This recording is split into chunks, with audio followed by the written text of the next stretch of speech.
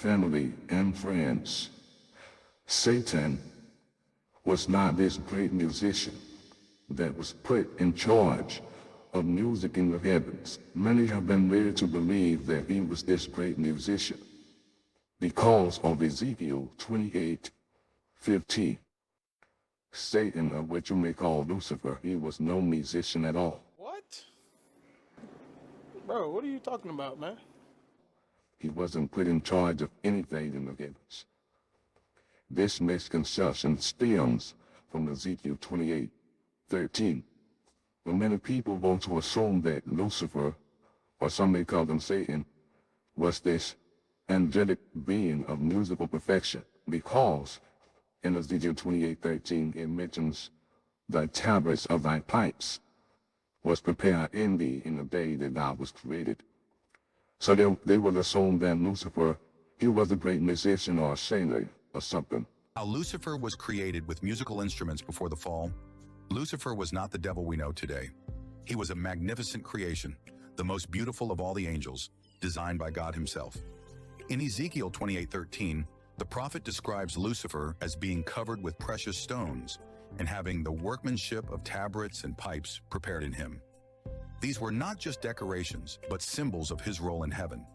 Lucifer's worship was unique. It could change the very mood of heaven. His voice, a melody of perfection, brought joy to the heart of God. But that's far from the truth. The pipes is talking about when the king, that is King Tyre, the king of Tyre, when he ascended to the throne, songs were being played and celebrations was carried out by the people. Ezekiel 26:13, and I will cause the noise of thy songs to cease, and the sound of thy harp shall be no more heard. This is after the king of Tyre boasted against Jerusalem, which is the Lord's people. So for this boasting, destruction was coming.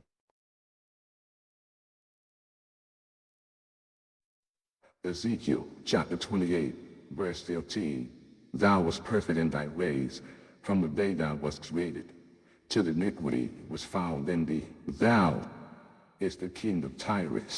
He was perfect in his ways. What does this mean? He was perfect. Ezekiel 27, verse 11. The men of Arvik with thy army were upon thy walls round and about, and the Gabardines were in thy towers. They hang their shields upon thy walls round and about, and they have made thy beauty perfect. This is how the king of Tyre, according to Ezekiel 28:15, was perfect in his ways. Tyre was beautiful because of its wealth and riches. Thou wast created till iniquity was found in thee. What was the iniquity that was found in the king of Tyre? Ezekiel 26, verse 2. Son of man, because that Tyre hath said against Jerusalem, she is broken. That was the gates of the people. She is turned into me. I shall be replenished. Now she is laid waste. Ezekiel 26, verse 3. Therefore, thus said the Lord God, behold, I am against thee, O Tyrus. I will cause many nations to come up against thee, as the sea causeth his waves to come up. Tyre shall have never boasted against the Lord's people. This is how iniquity was found in Tyre, and not only Tyre, Zidon as well. This is all in the relations of the king of Tyre, not Lucifer, not Satan. Ezekiel 28, verse 12. Son of man, take up lamentations upon the king of Tyre, and say unto him, thus said the Lord God, thou sittest up the song, full of wisdom and perfect in beauty. See, this is not Lucifer, this is not Satan, but it is the king of Tyre. Ezekiel 27, verse 11. The men of Arvik with thy army were upon thy walls round and about, and the Gabardines were in thy towers. They hanged their shields upon thy walls around and about. They have made thy beauty perfect. Ezekiel 28, verse 13, thou hast been and eating the garden of God. Every precious stone was thy covering, the sardius, the topaz, the diamond, the beryl, the onyx, and the jasper, the sapphire, the emerald, and the carbuncle. Gold, the workmanship of thy tabrets and thy pipes was prepared in thee, in the day that thou wast created. Ezekiel was comparing the city of Tyre to the garden of paradise, the garden of Eden, because of the wealth and riches that the city of Tyre received from various countries that dealt with them in trading and trafficking.